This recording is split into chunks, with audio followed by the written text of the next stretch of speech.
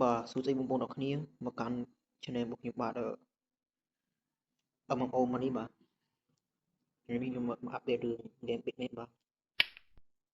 កន្លែងនេះយើងធ្វើម៉េចលេងឲ្យគ្រប់2700យើងអាច exchange កាក់នេះបាទ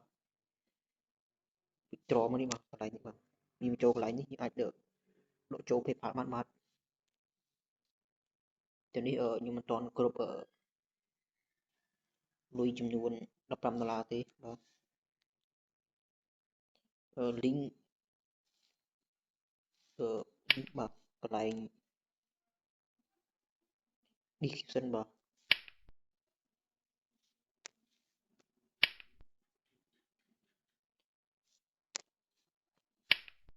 កន្លែងនេះយើងមិន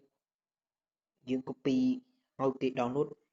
បើគេលេងយើងទទួលបាន 20k ស្មើ20 សេនបាទបើគេលេងកាក់នេះរត់លើទឹកឡើងបាទវីដេអូមិនប៉ុណ្្នឹងទេសូមអរគុណ